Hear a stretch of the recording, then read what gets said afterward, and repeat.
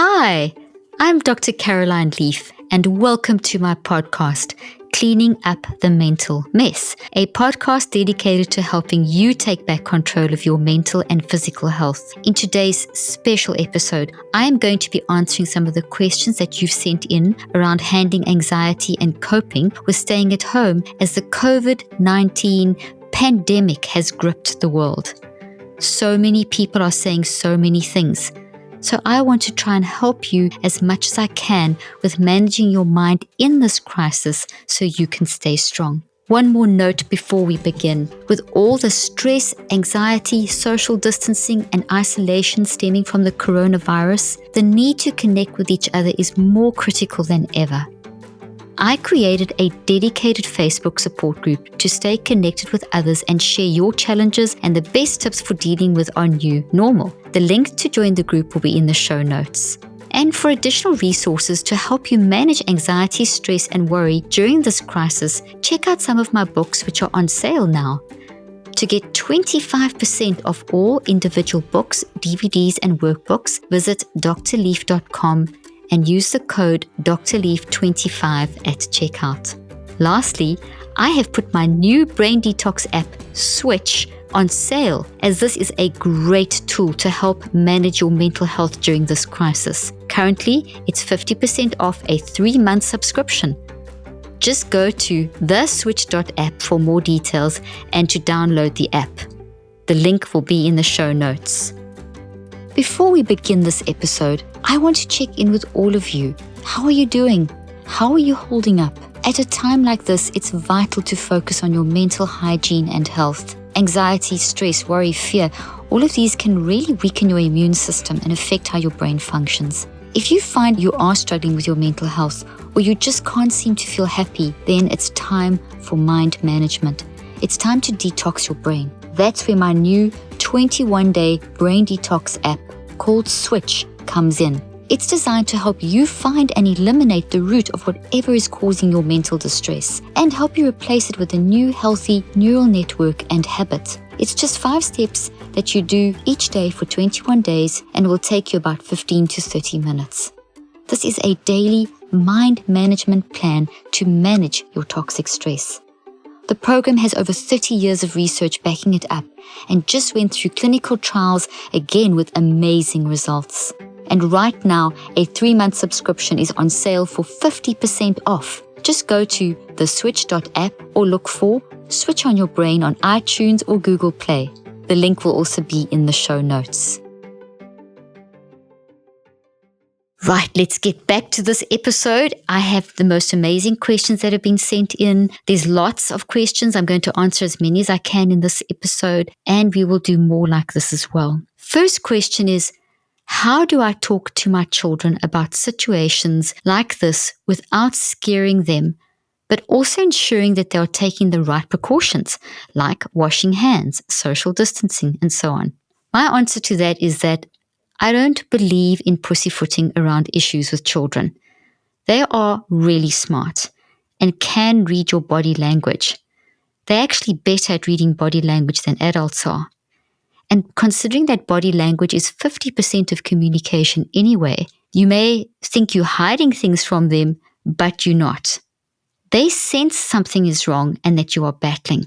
Children between the ages of 2 to around about 10 to 11 don't really have the language to express themselves yet either, nor the fully developed metacognitive and cognitive skills.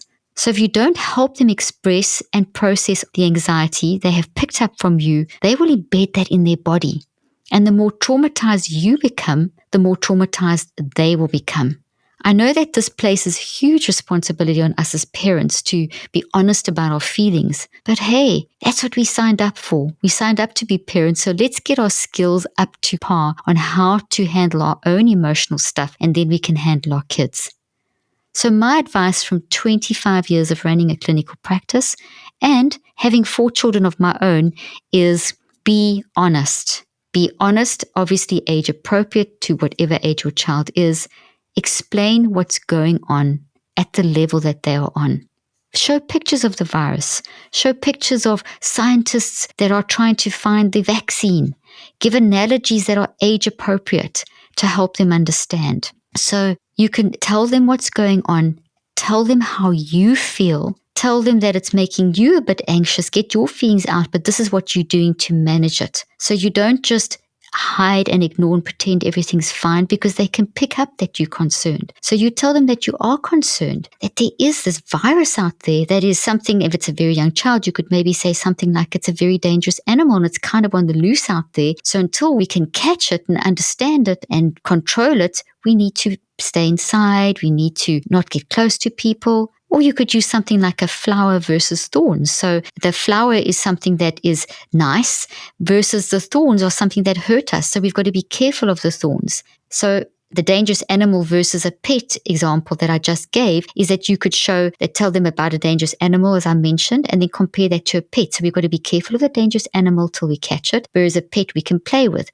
Or a flower is beautiful, you can pick it, but if the thorns we need to be careful of. So finding an analogy to help them understand that this is something that's real, it's out there, it's dangerous, we can't ignore it, and that you are also feeling anxious, but we're doing something about it. And that's why, let me repeat, show them pictures of scientists that are actually looking in petri dishes and that kind of thing, to show them that the adults, the grown-ups, are actually trying to do something about the situation. So get sciencey. Kids love that. Give them facts, not too many, simple with analogies, but don't beat about the bush.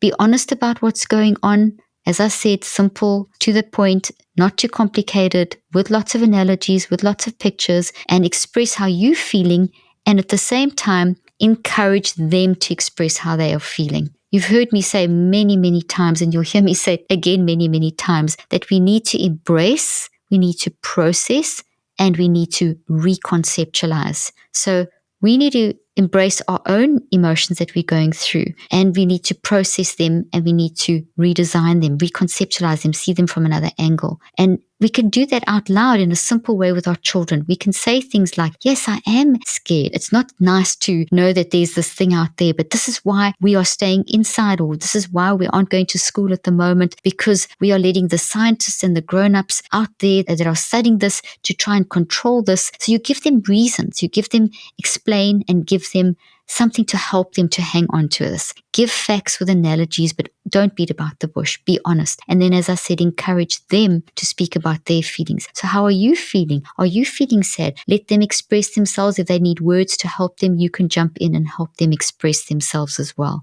So that's why you can explain to them that we need to wash our hands, because when you wash your hands, it actually destroys the virus. And you could tell them to sing happy birthday twice, which is around about 20 seconds. And in that, as they're doing that and washing their hands with lots of soap and water, that's actually killing the virus. So they can do something. And as they're singing it, maybe they can say, I'm scared of this virus, but I'm killing this virus. There's so many different little ways that you can help them to process this.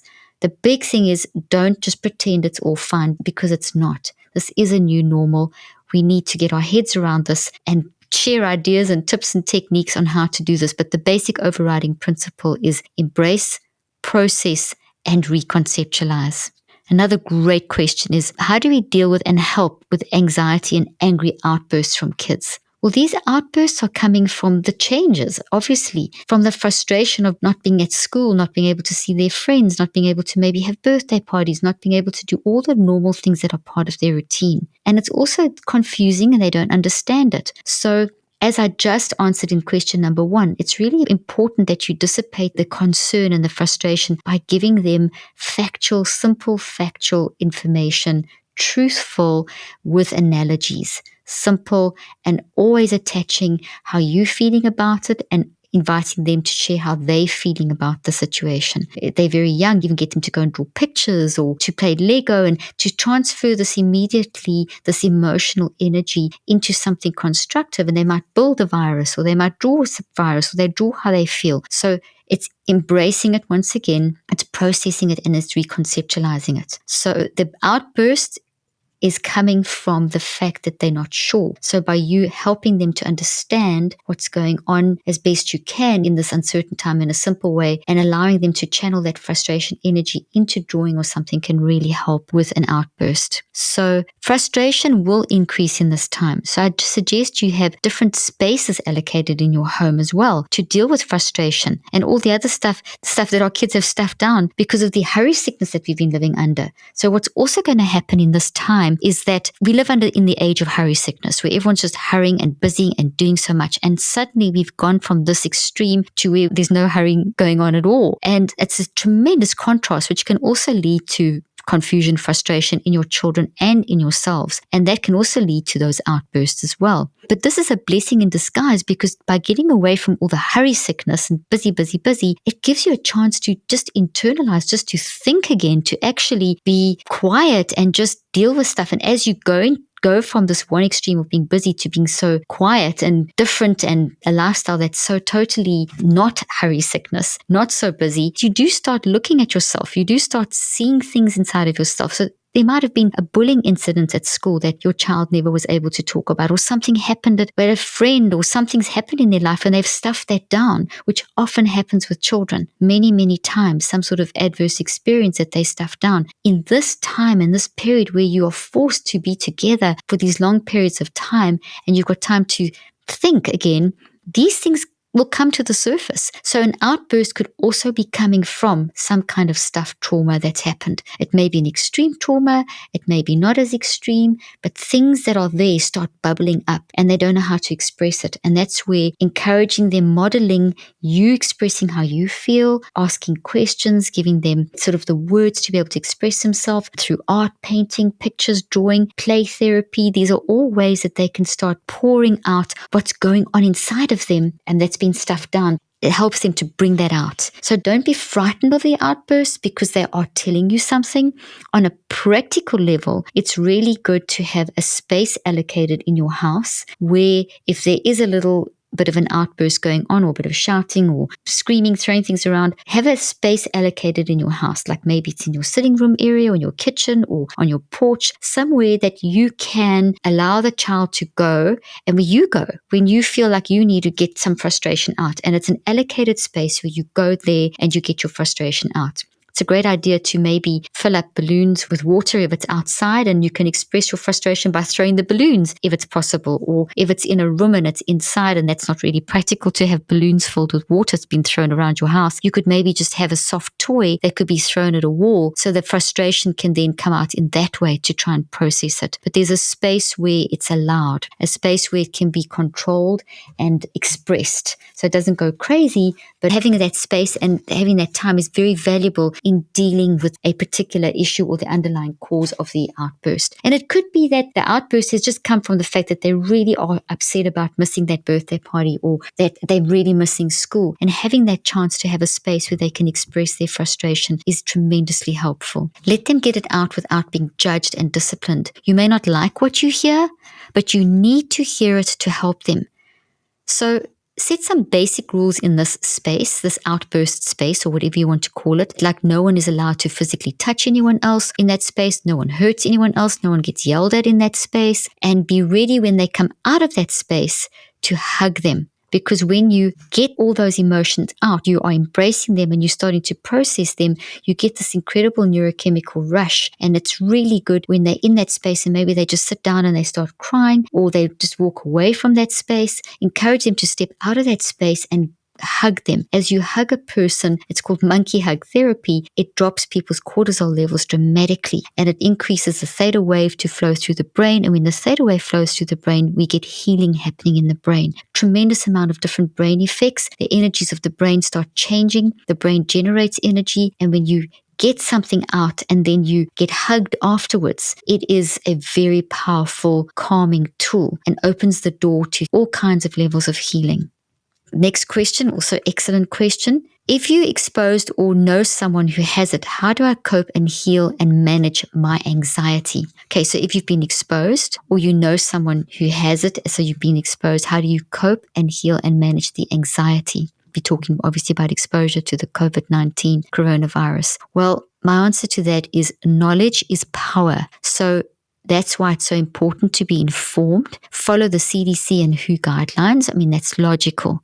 Okay, but very importantly, you need to manage your mind. This is acute news. Acute is a shock. The pandemic is a shock. The way things are changing from hour to hour is a shock. So we're kind of living under constant acute news. And it's very important that in this time, we realize that a shock can put us into stress. And hear what I'm saying now. We all think, okay, that's bad for me. Stress is actually a way of our body coping.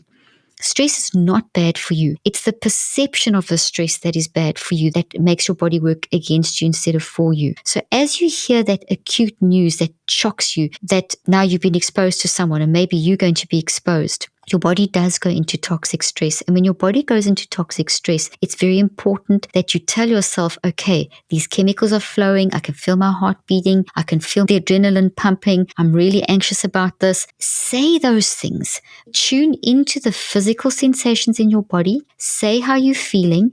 And now let me give you some knowledge, because knowledge is power. Initially, as you hear a shocking piece of news, an acute news that puts us into this state, the stress that you go into is actually good for you. It dilates the blood vessels around your heart, so you get more blood and oxygen flowing to your brain, and that will give you clarity of thought. So even though you are literally freaking out, you are doing what I call freaking out in the love zone. If you know, like I'm telling you now, that this feeling that you're having is actually good for you, because you're going to make your body work for you. In an acute situation where we're facing a crisis like you've potentially been exposed to the COVID-19, what we want is for our body to be as strong as possible. We want our immune system to be as strong as possible and optimized to be able to bring healing into your body and help you cope. And your mind is playing a massive 90% plus role in that process.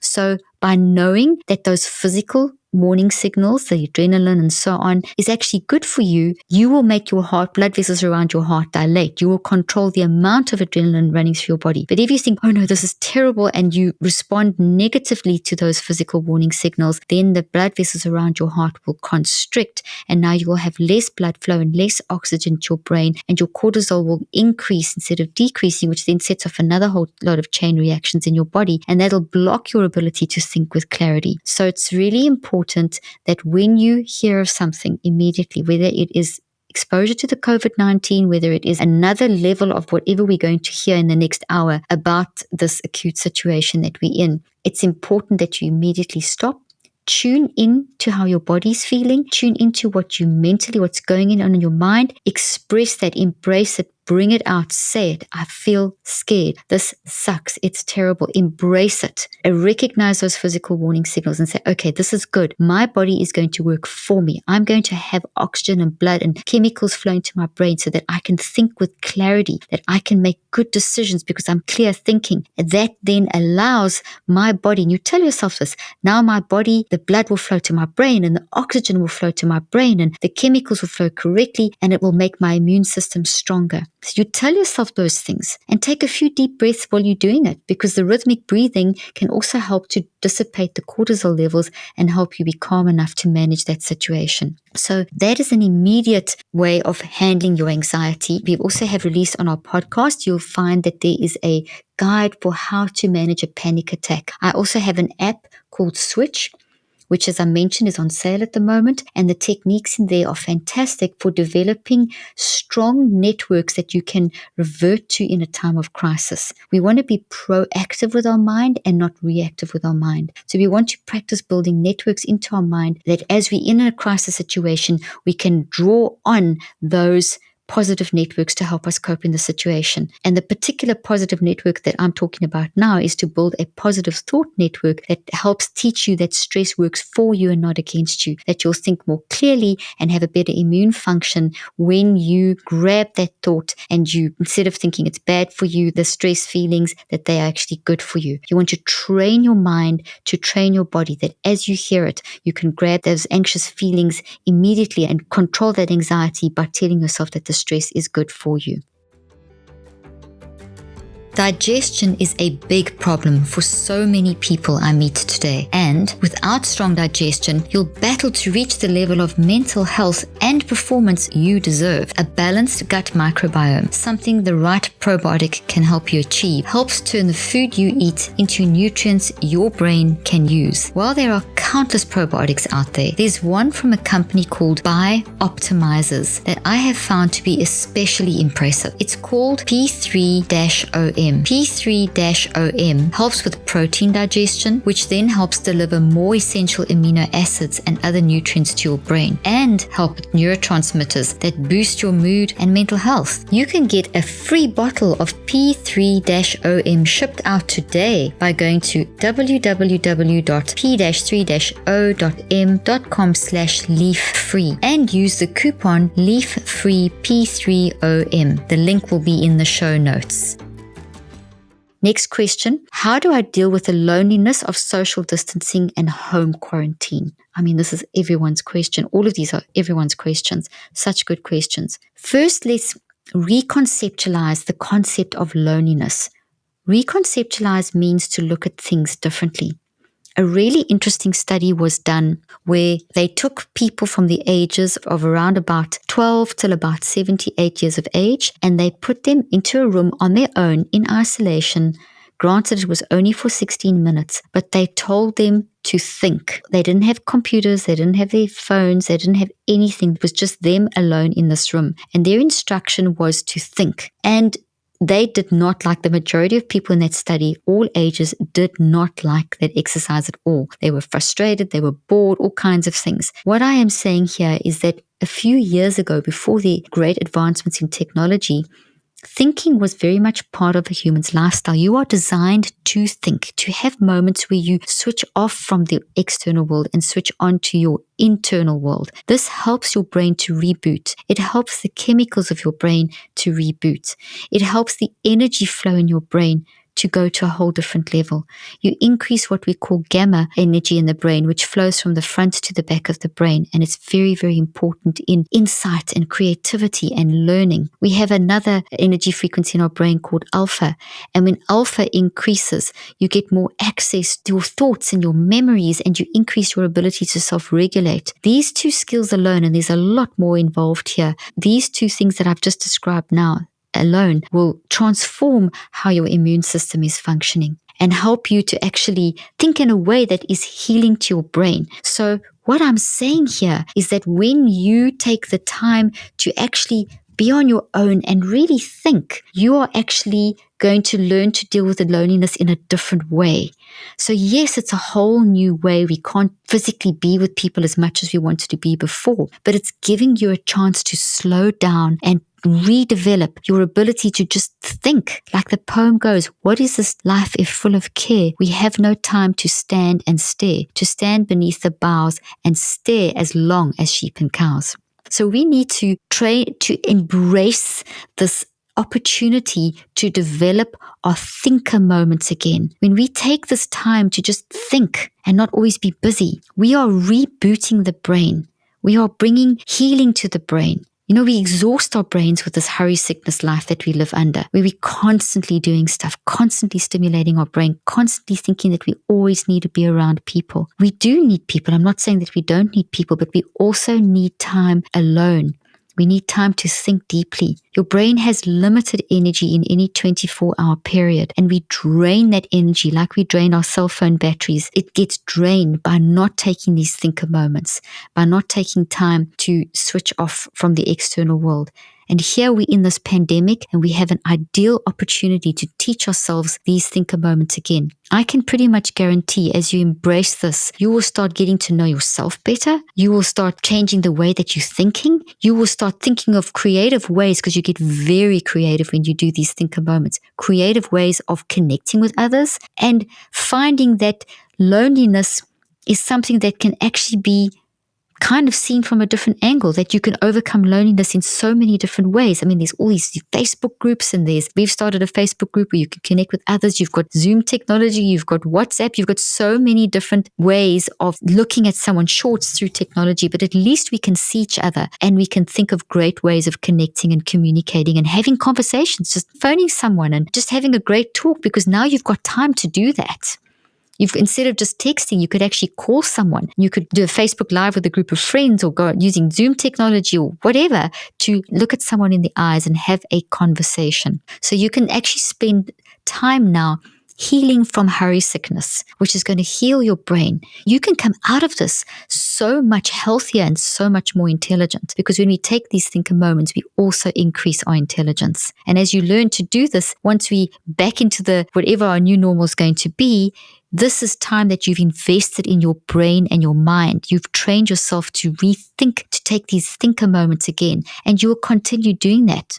You're going to set up great patterns for helping you cope once we get back into the busyness of life again. As you also reach out to others in this time through technology, a very wonderful way of getting over loneliness is to reach out and ask people, how can I help you? Do you need to talk about something? How can I just listen to you? Just by reaching out to others. Let's say that you're feeling really down today. Let's say that things have just got you and you just want to curl up in a ball and not talk to anyone. That's when you should text someone and say, hey, I was just thinking about you. Do you want to chat? I just want to listen. I noticed that you were maybe a bit quiet and I haven't spoken to you for a while. And just listen. They will feel noticed. They will feel listened to. And as you do that, you're getting your mind off yourself and you're helping others. And research shows that when you do this, when you reach out to others and just listen and notice and problem solve together, you will increase your own healing by a factor of 68%. Next question. How do I turn my brain off at night from worrying so that I can sleep? Also such a good question. Okay, preparing for sleep begins in the morning. It's the way you wake up in the morning and how you go through the day. This is pure mind management. You see, when we allow thoughts to just build one after another without embracing them and processing them and reconceptualizing them, which means that we're grabbing them, we are analyzing them, we're acknowledging them, and we are designing them in such a way that we can manage them and cope with them, so seeing them from a different angle. When we do that, we're preparing ourselves for sleep, and we need to do that all day long. So we need to be self-regulating how we are thinking, how we are feeling, and how we are making choices. Those three things go together. As you think, you feel. As you think and feel, you choose. So during the course of the day, to prepare yourself to switch off your brain at night, you need to be self-regulating your thinking and feeling and choosing during the course of the day. When we don't do that, when we just allow, oh my gosh, this news clip and the next news clip and the next news, and then your kids are driving you crazy, and then this happens at work, and then the finances. I mean, there is certainly enough things to be concerned about now. You can easily spend the entire day worrying, and then people are going to be difficult because they're frustrated and they'll say things to you that they don't mean, and then you've got all the relationship things. It can just escalate completely out of control, but it doesn't have to. You control your mind. You control how you think and how you feel and how you make choices about every next moment. This is in your hands. So you can train your mind. You use your mind. Listen to this. It sounds quite funny, but you can use your mind to train your mind, to control how your mind is thinking and feeling and choosing. So you can literally watch yourself. Okay, so this next thing comes in about the coronavirus, or this next email comes through about another business deal that's fallen through because of the coronavirus. So now you've got a double shock. You've just read the news and now you've just realize that you've got a financial thing and there's even more bad news about the coronavirus. You can grab those two thoughts immediately and you can watch your thinking. Like, how am I thinking about this? I'm feeling panicky. This is really scary. These are the implications. This is what it is. And get it out. Watch your thinking. It's literally like standing back and watching someone else talking. You want to literally watch, how are you feeling? What are you thinking? What are you feeling as you think, and what are you choosing? And you might be shocked and say, oh my gosh, I'm actually going down a rabbit hole of thinking this person said this because of that. And like, I can feel this knot in my stomach. My shoulders are tensing. My face is changing. I'm getting frustrated. I'm starting to say ugly words. That's what I'm talking about. Watch how you are thinking, feeling, and choosing in response, and then grab that and say to yourself, okay, this is damaging my brain and my body, because it is. It's giving you brain damage and it's lowering your immunity, which you do not want at the moment. You want strong immunity and clear thinking. So by going down a rabbit hole of anxiety. You are reducing immunity. You are damaging your brain. But in an instant, you can change that by using self-regulation to acknowledge that your thinking, feeling, and choosing isn't producing the ideal result. How can you change that? How can you take that, how you thought, felt, and chosen about that situation, and how can you reconceptualize that to look like something else? So instead of saying, oh gosh, this person's always this and that, look at the context. They're just as stressed as what you are in this situation. Maybe you're making an assumption that they're thinking a negative thing. Maybe they aren't. Maybe they're just trying to deal with their own stuff. Maybe you've read this whole situation wrong. Go through a whole series of trying to understand and not just make assumptions about how a person is thinking, but actually try to understand. Maybe you could even ask them in your vicinity or text them if they're not in your home where you are currently at the moment. But don't allow yourself just to go down this rabbit hole of worrying and worrying and worrying, because that will affect your sleep, because you will go to bed at night with all this unfinished business, all these thoughts that are brewing and churning around your head and going crazy, and that puts your brain into very high levels of what we call high beta. And high beta is a great energy frequency in the brain, but it is only supposed to flow intermittently in a cyclic fashion. But if you don't deal with those thoughts, if you don't self-regulate what you're thinking, feeling, and choosing, and get to some sort of moving forward, progressive way of handling them, then the high beta wave stays high for too long and doesn't work in a cyclic way. It's more like just a complete rush, a constant flood, like a waterfall. And that will definitely affect the other energy levels in your brain, the chemicals in your brain, and you're exhausted and you lie down and you can't sleep. But you can change that. You can change that by grabbing those thoughts and applying what I have just said now. I have done a podcast on sleep, and I strongly recommend that you actually go listen to that podcast as well. I'll give some great tips on how to go to sleep. And one of the things, I'll just tell you one tip now while we're on this road. Let's say that you didn't manage to get everything under control and you got into bed and you're freaking out and you're just not able to sleep. Don't force yourself to sleep. Sit up. Get out of bed if you have to. Do something else. Read that book that you've been wanting to read. Work on that document you've been wanting to work on. Work on that project. Don't sit there trying to force yourself to sleep, because you're going to get more and more anxious and you're going to lie there getting worse and worse. And as the adrenaline rushes through your body, that is not good for you. So yes, you need a sleep, but worrying about not sleeping and not dealing with the issues is a worse thing. Rather get up, even get a notebook, list all the things that you are worrying about. So write it down and then say you're going to deal with this tomorrow, that tomorrow. Get closure. Get some sort of finality on it. Once again, my Switch app will really, really help you learn how to do this self-regulation thing that I'm telling you about. Tips for making it easier to leave your children in a childcare setting when you must work during the pandemic. Okay, so this is a question from someone. I want to stay home and keep my children close, but I must work. How do you reduce guilt regarding leaving them in the care of others? And this is a really tough one, and so many people are in this position. Guilt is a chain. It chains you and damages your brain. You actually have to tell yourself that you're doing the best under the circumstances. You've got to take that guilt and you've got to take the draining energy that guilt does. It literally drains energy out of your brain, increases the high beta, it reduces the alpha, it changes the brain combination, the energy of brain waves in the brain, into a very toxic pattern. And it will make you feel chained. It will block your ability to see things for what they are. The guilt and condemnation, it's like it's holding your mind down. You almost can't function properly. Don't allow it. You control your mind. Please hear what I'm saying related to all these answers that I'm giving you. You don't have to be consumed by that guilt.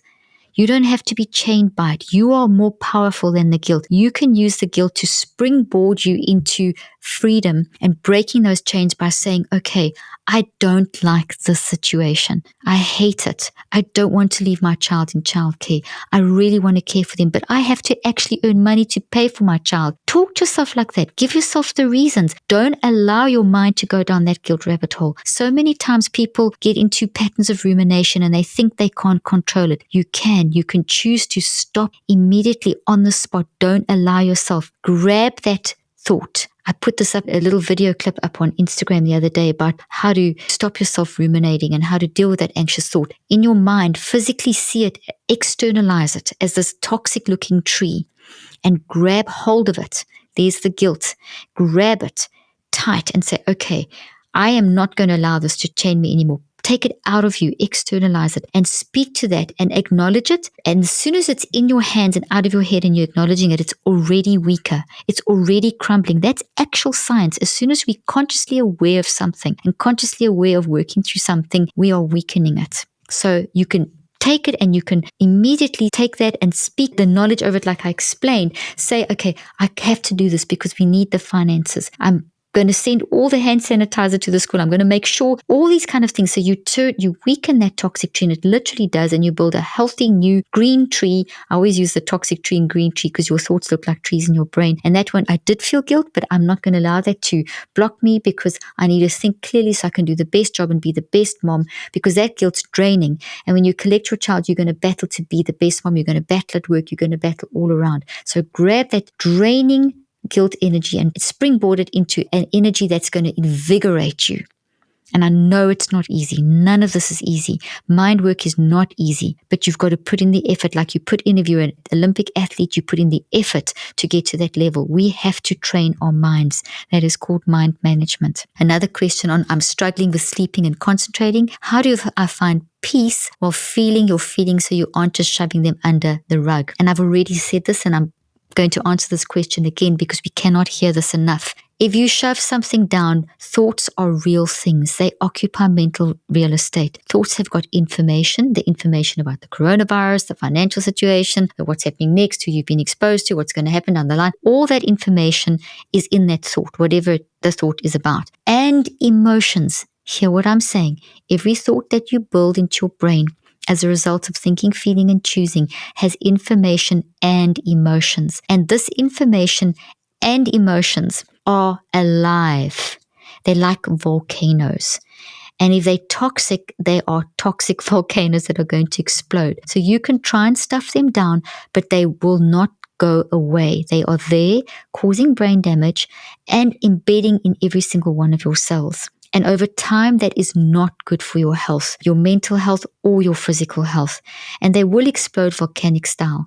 Kind of like when you've suddenly got a guest over and your kids have left stuff all over the house and you shove it in your front closet, and then there's so much in there in the middle of serving coffee or dinner to your friends, the whole closet door just bursts open and everything falls out. That's what we do. You think you can stuff it away, but it will come out in a mental, physical illness in your body, mind challenges, mental challenges. We have to embrace. As soon as you embrace, you are acknowledging, you're describing, you're getting it out of yourself, like I said in the previous answer, and that weakens it. Hear what I'm saying. The little protein structures that are holding that information weaken, and they can be redesigned, and you control the redesigning. Okay, so if you don't, that will affect your sleeping and concentrating. All of us, if we don't deal with our stuff and stuff it down, it will affect how we sleep. It will affect how we concentrate. It will affect how we're processing and going through life. So let me give this example of the coronavirus. Now that let's say that it has affected your finances in a huge way, but you're just not dealing with it. Every time you think of it, you just quickly distract yourself with something else. Eventually that will come out in your sleep and your concentration because it's there. You need to get it out. You need to say, this is the situation. This is what I used to earn. This is what I'm not going to earn anymore because of this. Get it out. And now reconceptualize. What can you do around the situation? Even if you have to get help from someone. We've got a podcast coming out soon on how to manage your finances in the pandemic crisis. There's so much information out there. There's so many people. We can help each other. We're a community. There's so much actual help out there. And you can go find this ways of managing your finances, for example, just to take this example, and then you can reconceptualize, okay, I couldn't earn there, but let me see, I could do this, this, and this, and you've gained that this, and this reconceptualized knowledge potentially from talking to someone or listening to a podcast on how to manage your finances in a pandemic or whatever it may be. But you've been active, you've done something. You haven't just sat there pretending it's not existing or trying to pretend it doesn't exist, because you can't not acknowledge that it exists. But you've really got to, as it comes up, not push it back down. Keep it up. When something is in your conscious mind, that's when you can do something about it. I'm not saying it's all going to be rosy and go away, but at least you have a mind management technique to keep yourself focusing and concentrating and to keep your health. How can I help my young adult children in college deal with the negative media workload and feeling the loss of the typical college social life that they're experiencing now? Once again, it's the same principles: embrace, process, and reconceptualize. And that means you're going to have to talk it through. You're going to have to get it out. Don't try and pussyfoot around this or sugarcoat this. You need to allow your children, your teenagers, the space that I spoke about earlier on. Like you allow a younger child to go into that space, your teenagers and you can go into that space as well, where you actually acknowledge. We've got to acknowledge. We've got to embrace. We've got to say, it sucks. It's terrible.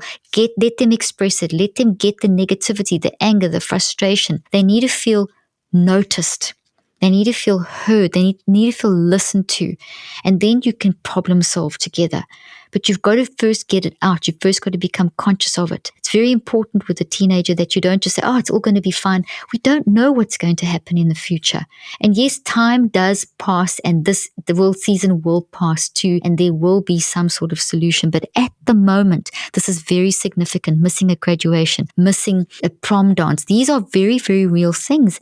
And not being able to maybe see their boyfriends and girlfriends. And this is very, very frustrating. They need to be allowed to express their anger, their negativity, their frustration without being disciplined. And what's super important with a teenager is let them talk. Surveys have shown, massive meta-analyses have shown that when they ask teenagers between the age of 12 and 18, what is the most important thing you need from your parents? The consistent answer across the board, across cultures, was for parents to listen to them, to notice, to listen to them, and then to problem solve with them when they are ready.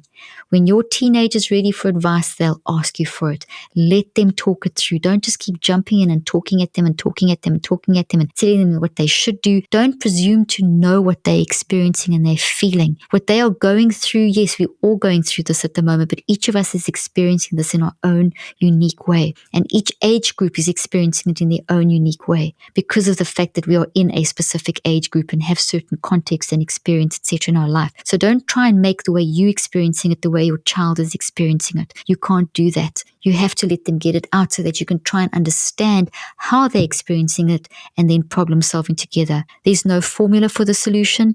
Be creative in trying to deal with this crisis as you start problem solving together. There is no formula. It's a matter of really being very, very creative and taking time. And the solutions aren't going to come all immediately in one shot. Okay, there's still quite a few more questions. How do we handle the constant change when you can't get your footing because the information and recommendations are changing so quickly? My answer to that is, well, change is really the only constant that we have. Your brain is never the same.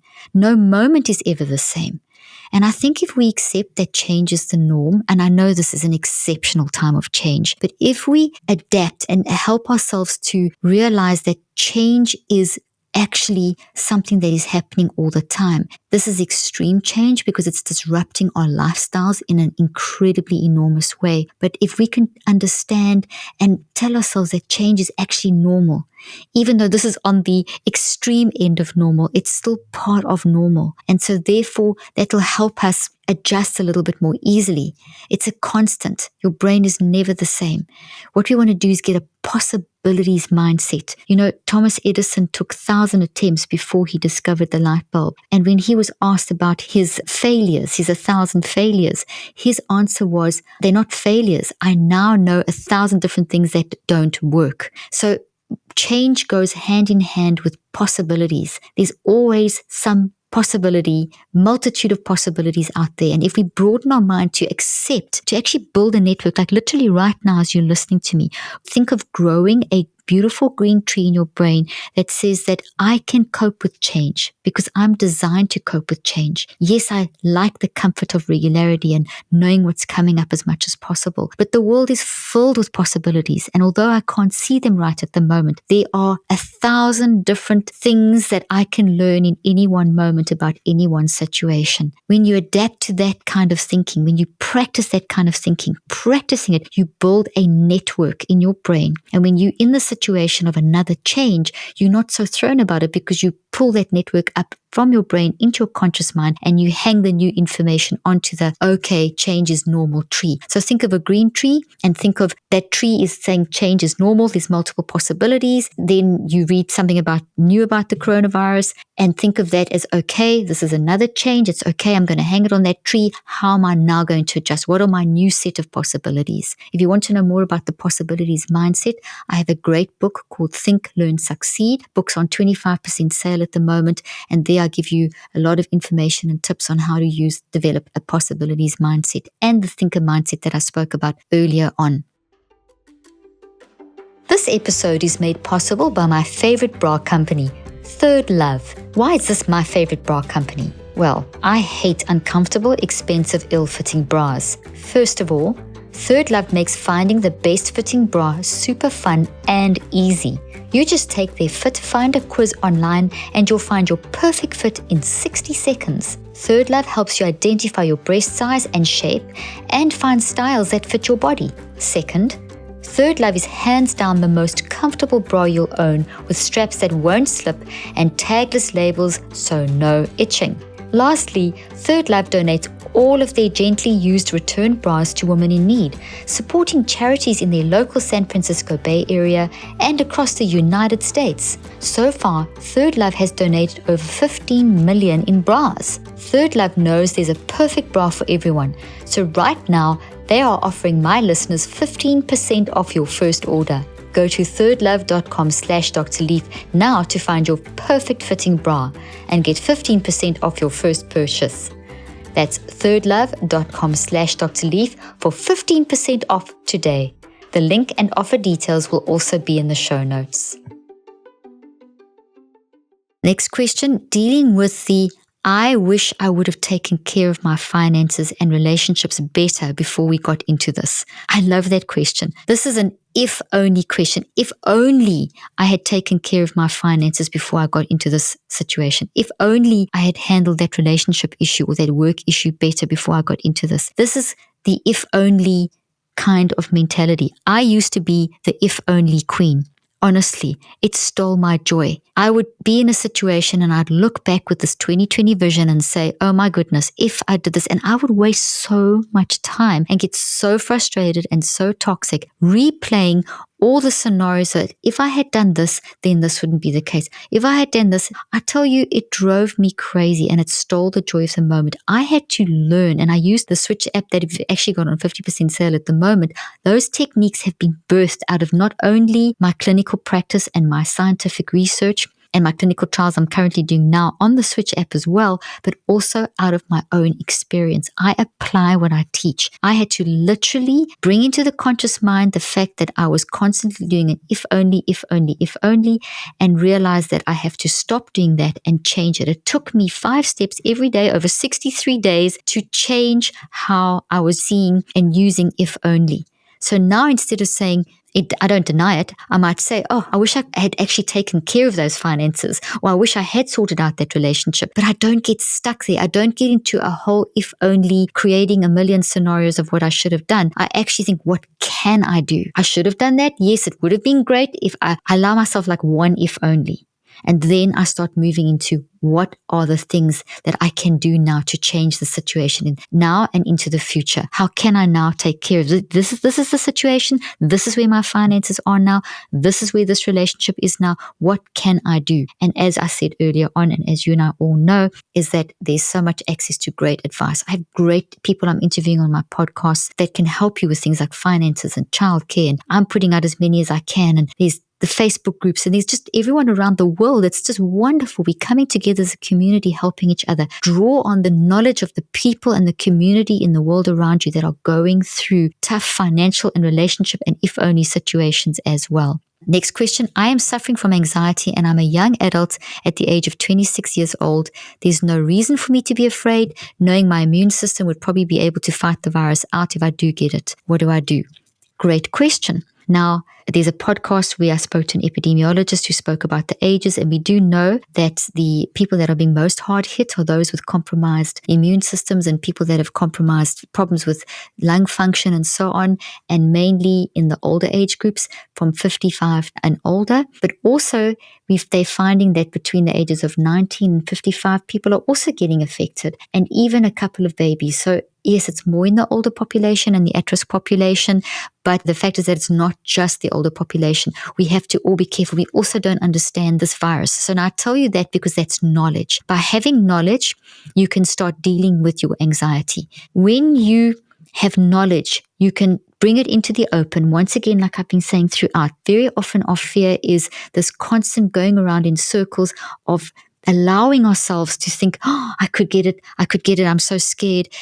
Yes, you could get it. You may get it.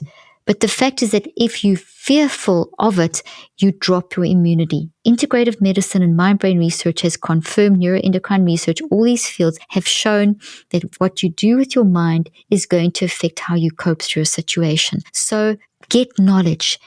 I'm giving you this knowledge. Find out information about the coronavirus and acknowledge that knowledge is going to help you understand the risk factor. And then you look at the fact that, okay, I can be scared of this, or I can say, this is the situation. How can I build my immunity? How can I build my clarity of mind? And you can do that by getting your mind under control, by recognizing that fear drops your immunity. So once again, I would discipline myself. It's a learned mind management technique. As I feel myself saying, oh my gosh, I'm so scared. What happens if this happens to me? I can't handle this. I don't want to be stuck with no ventilator. I don't want to be my family.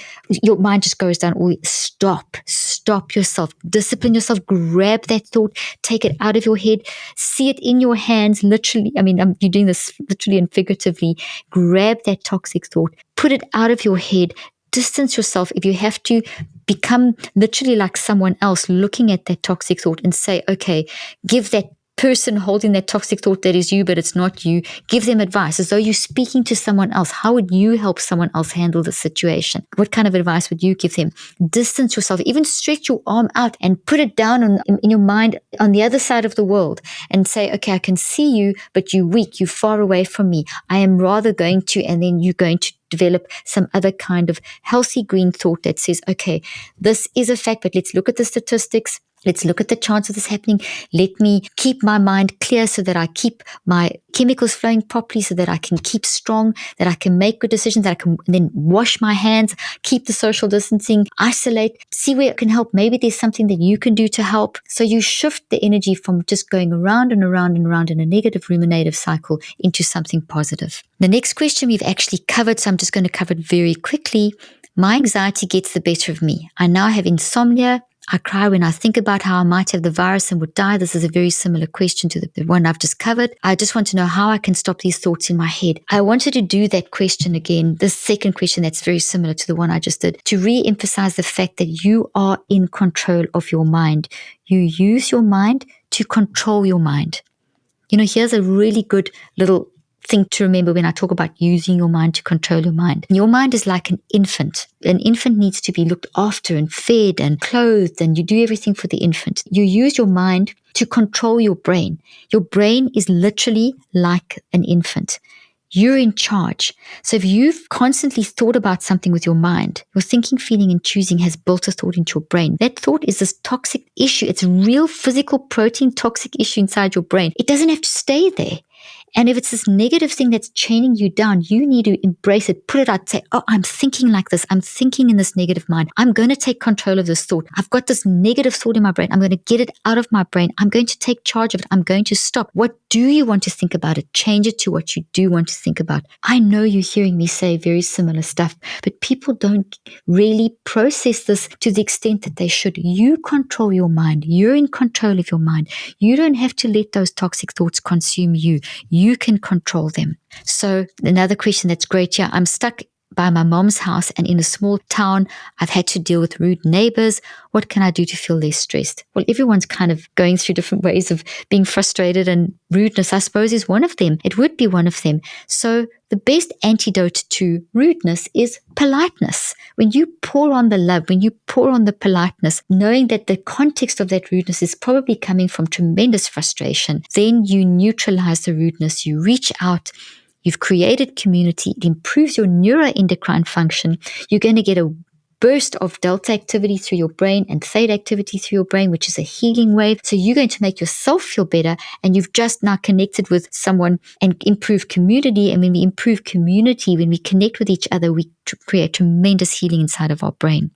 Next question. Because of past trauma and chronic stress, my body recently was triggered into uncontrollable shaking for 3 hours. I stopped when I started playing Christian music. How do I manage my body thinking it needed to be in severe emotion, fight, flight mode? Okay, so now I've already answered this question in the other questions, and I'll just quickly remind you, your mind controls your mind, and your mind controls your brain.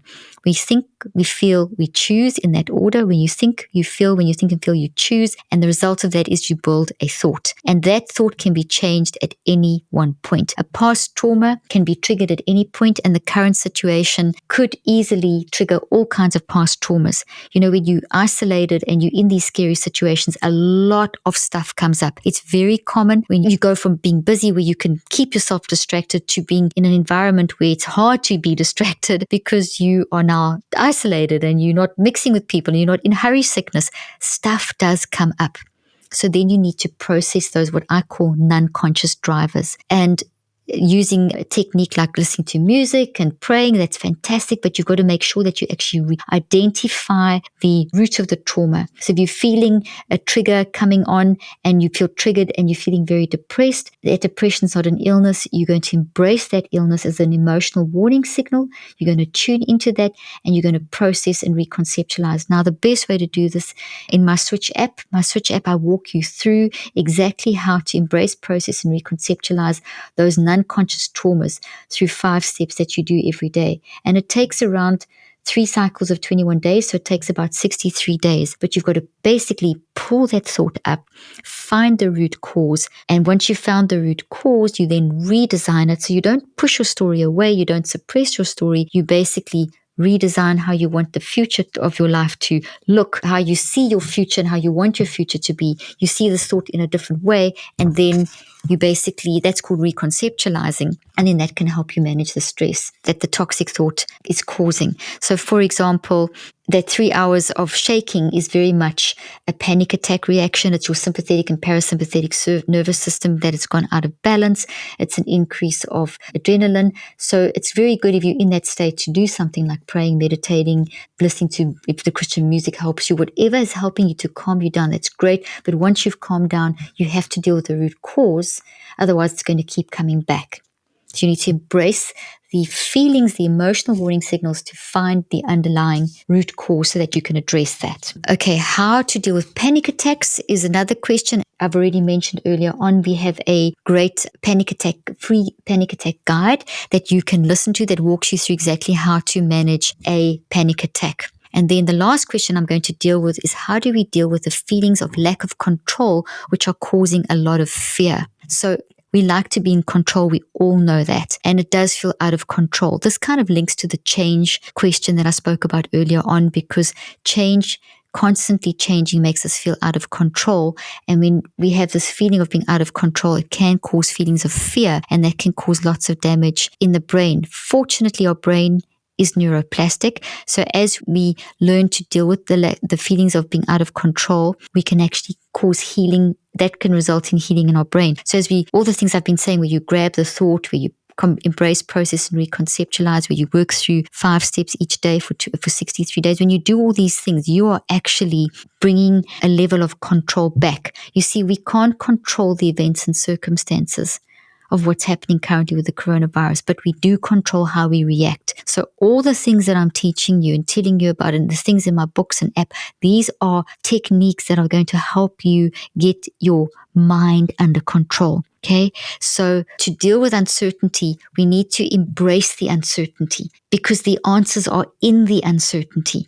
So in the process of facing the uncertainty, like facing the fact that change is actually a part of our life. Yes, we're in extreme change. Yes, we're in extreme uncertainty. But by embracing it, like stepping into it, it's almost like you're getting worse before you get better. It's almost like diving into that murky water of uncertainty. You're going to find the answers in there. So in the uncertainty, the control that you have is over your mind. It's over your reactions to the situation. You can choose how you're going to respond in any next moment to what we don't know is coming. So we can learn to have this inner peace and a sense of control in the midst of this uncertainty when we realize that we can control how our mind is reacting. So you can't control the events and circumstances, but you can control how you are reacting to it. You can control what you're thinking, you can control what you're feeling, and you can control what you're choosing. So as you hear that someone maybe snaps at you because or says something ugly to you because they're feeling very stressed, because they're in this isolation situation, you can react with a nasty comment back and you can get a whole fight going, or you can immediately choose to control your reaction.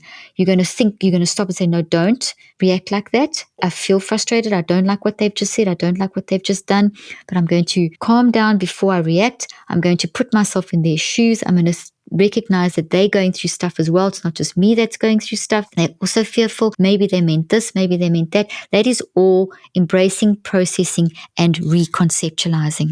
I have said a lot, and your questions were excellent, and we're going to do this again. And I want to ask you to send more questions in so that we can work through more issues as we are going through this pandemic crisis. I want to help you as much as I can. And I want to end off by just stressing, you use your mind to control your mind.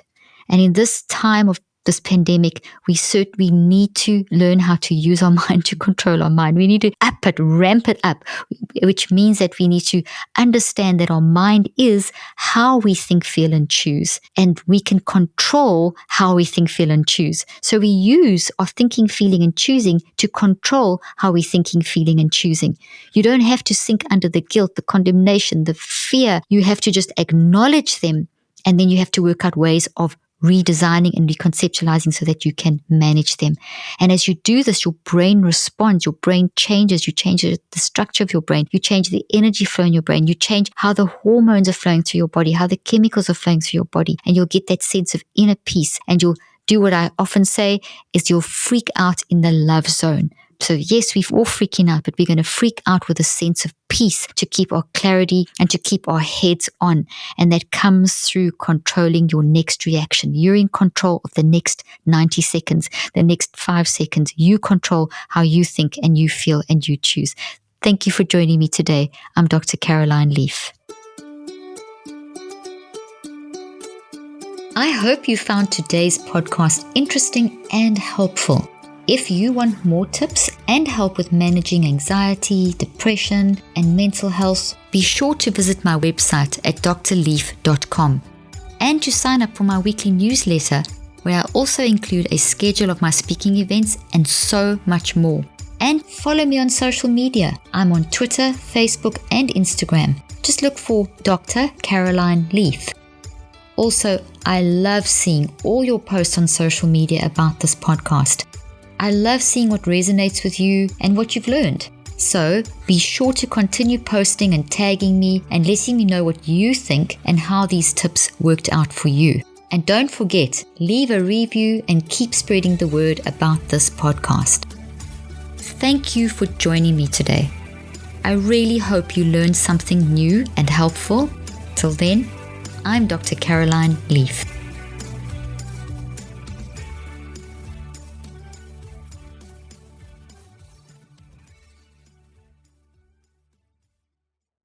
This podcast represents the opinions of myself and my guests. The content here should not be taken as medical advice. The content here is for educational and informational purposes only. Please consult your healthcare professional for any individual medical questions you may have. While we make every effort to ensure that the information we are sharing is accurate, we welcome any comments, suggestions, or corrections of errors.